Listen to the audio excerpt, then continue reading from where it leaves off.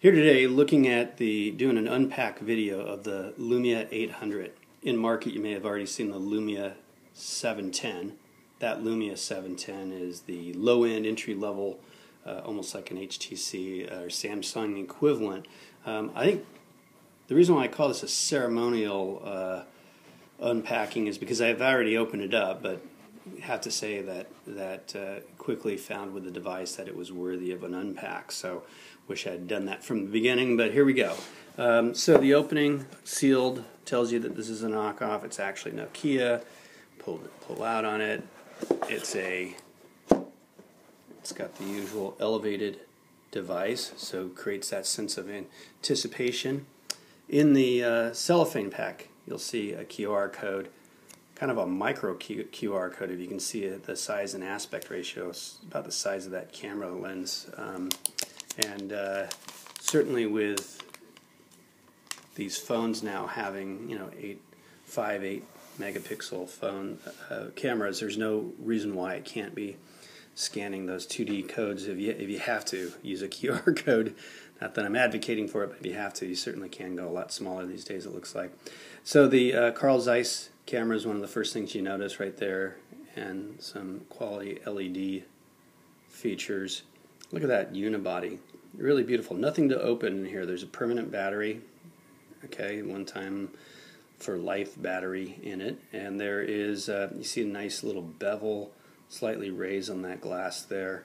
On the top here, you've got the slot for the SD card, and you also have the little slot here for the USB, micro USB power in. This slides over and comes out. Here's your SD card. You need to have a micro SD card for your SIM chip. That's your memory.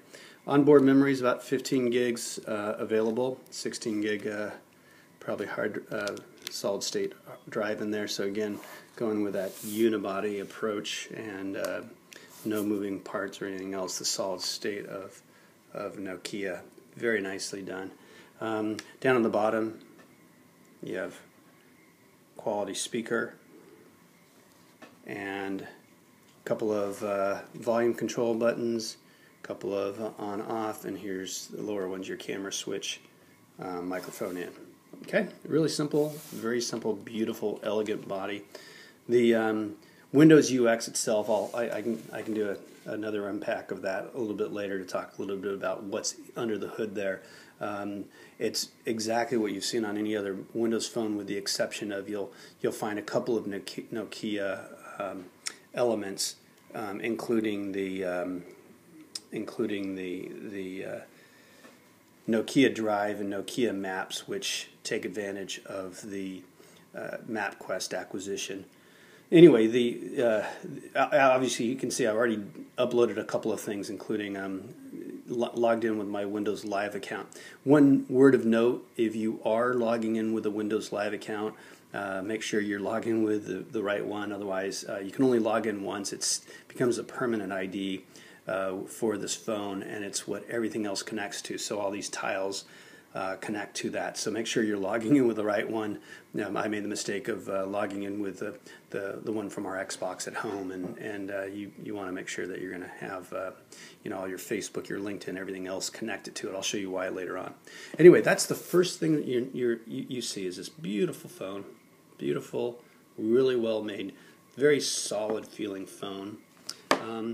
Then again, sort of a nod to Apple, I believe. I mean, there's a lot of design here that feels very Apple-esque. You get a little cover that comes with it, comes right with it. Do you need it? Maybe not. Maybe not. It's already very beautiful without it. But you get a little bit of a stickiness with this, so that when you put it on a surface, it doesn't just naturally slide around. So you get a little bit more stick with that.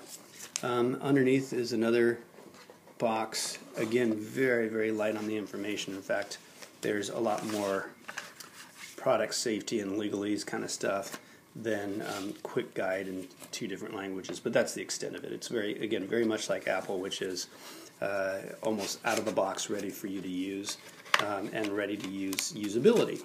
And then inside the box, a couple other goodies that you'd expect, which is how are you going to power it. So you've got a power cord, you've got your microphone in for the hands-free, and then just a very nice little touch here.